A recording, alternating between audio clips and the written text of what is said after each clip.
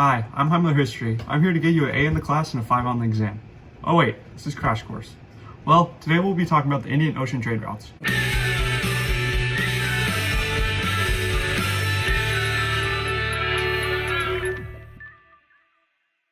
Before we get into any specifics, let me give you a quick overview of the different elements that went into these trade routes.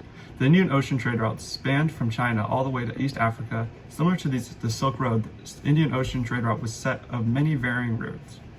Merchants turned to water when conflicts on the land prompted them to sail around the chaos.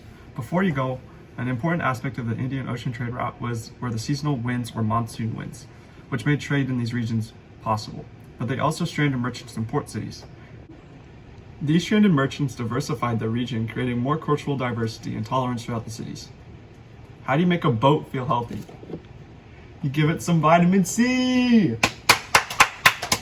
Thank you. Thank you. To begin, we cannot talk about the Indian Ocean trade route without talking about the goods that they traded. The Indian Ocean trade route contained both common and luxury goods across its waters. These goods were often in bulk, as the use of water routes combined with the use of new ship designs allowed for easier and cheaper transportation of large quantities of goods. Some of these goods included timber, ivory, spices, and cotton. The common goods that were traded included wheat, sugar, and rice. The luxury goods that were traded included Chinese porcelain, spices from Southeast Asia, Indian cotton and pepper, and African ivory and gold. Indian Ocean trade opened up new markets as they were not previously attainable across Africa and Asia. East Asia brought silk, porcelain, and tea to the routes. Southeast Asia contributed tin, sandalwood, cloves, nutmeg, and mace. From South Asia, grain, ivory, precious stones, cotton textiles, spices, timber, and pepper were traded. The Middle East supplied frankincense, which was desired beyond the Indian Ocean, myrrh, and perfumes. Finally, East Africa sold ivory, gold, iron goods, slaves, tortoiseshells, cords, and leopard skins.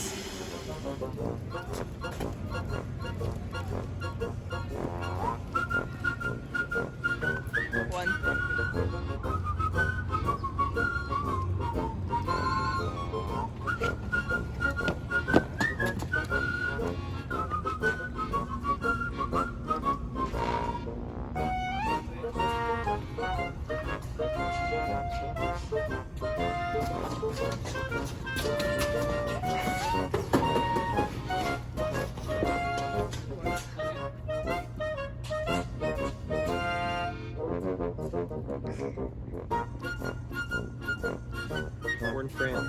And then there's England, and Egypt. I think we're in London, and we've made it to France. But on our way to university, we got sidetracked and ended up at Cars. Oh, and then wait, you don't want to go to Guam. That would be the worst. Oh. Well, Glob is now gone. But we went. So.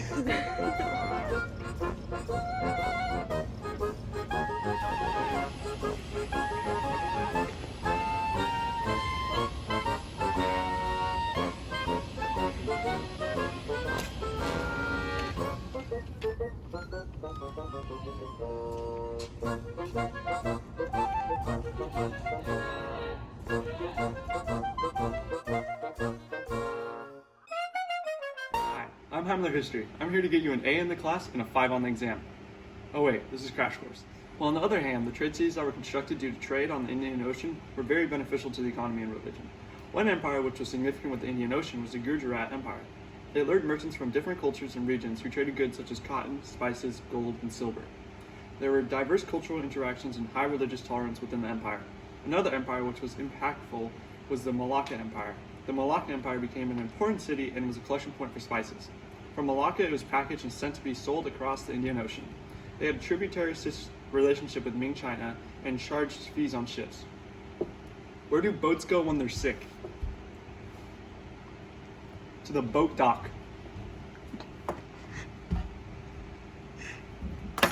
Thought bubble time!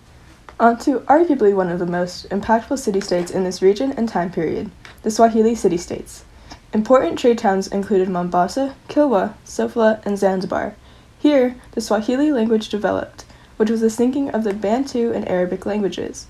The rise of Islam in these states led to a greater demand in East African gold, ivory, quartz, exotic animals, slaves, and iron. The religion also unified ethical trade guidelines based on their religious beliefs. Persian silk and Chinese porcelain were two highly valued goods within these states. These states featured a coastal-type commerce of gold between the outer and interior regions. The Chinese traded with the African coast, loading gold, ivory, and rare woods in the 13th century, but stopped after 1431. And that's all for the Swahili city-states. Technology was also an important part of the Indian Ocean trade routes. New technologies were developed because of the Indian Ocean trade routes, along with new innovation. An example of these developments were seen in ship designs. Chinese junks were ships equipped with watertight bulkheads, stern post rudders, and multiple other innovations. These ships were dominant in the Asian East Seas of the Malayan Peninsula. Dhows, smaller than Chinese junks, along with other merchant ships, were designed to transport cargo faster. Lateen sails were attached to these dhows and were used against winds, especially during the seasonal monsoons, which tended to strand merchants on the South Indian city. Some innovations were seen throughout navigation, such as the Asher Table, which was a compact instrument used to observe and calculate the position of celestial bodies. This allowed sailors to determine how far north or south they were from the equator. Additionally, the compass was invented by the Chinese, which was used for navigation along the seas. And as you know what my granddad used to say, if you can't navigate the seas, you better come fast to land. You got the money?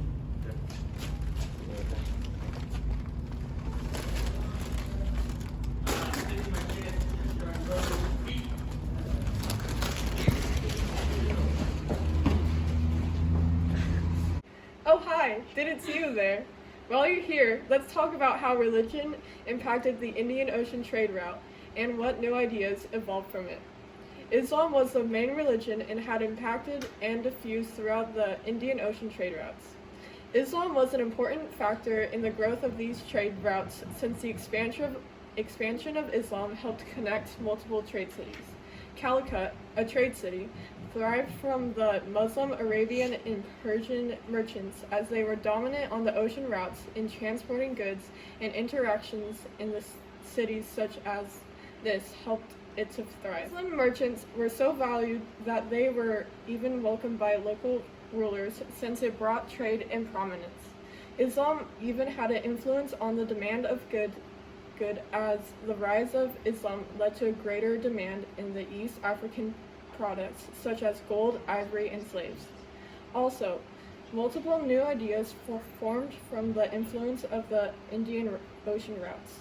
One example of this was syncretism, which was the Swahili language developed from the mix between Bantu and Arabian. And there are also multiple cultural transfers.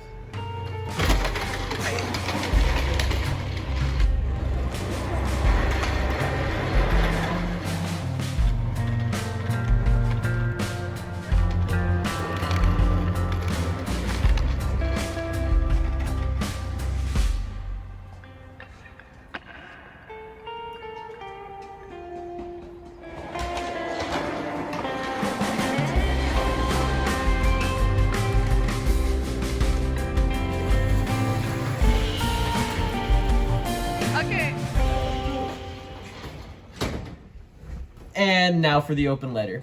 We'll begin by writing a letter to Zheng He during the era of the 1400s to 1750s. Dear Admiral Zheng He, how has your voyages across the Indian Ocean been? I've heard that you've sailed to the Southeast Asian Sea and even to the Middle East and coasts of Africa. That must have been a rough ride across the seas, I'm sure. What instruments did you use to sail the seas? And I'm sure bringing those African animals like zebras, giraffes, into your imperial zoo must have been a hard trip to make. How did you feel when the Ming Emperor asked you to lead the Chinese fleets for the first voyage of the Great Seven Seas in 1405? That must have been exhilarating. Yeah. From hearing your expeditions, I've learned that you have traveled to Indonesia, Ceylon, and other coastal areas on the Indian Ocean, even to Arabia. I hope you were able to reach your goal of trading with other empires and displaying your might of the Ming Dynasty. I hope your next voyage is a good one. From your dearest, Paul Purple. So with the Indian Ocean trade routes all wrapped up, let's go over the main points once more. The Indian Ocean trade routes mainly consisted of the spread of many religions like Islam across these routes, along with the spread of technological innovations such as the astrolabe and compass. It also carried a wide range of both common and luxury goods due to the easier, cheaper forms of transport.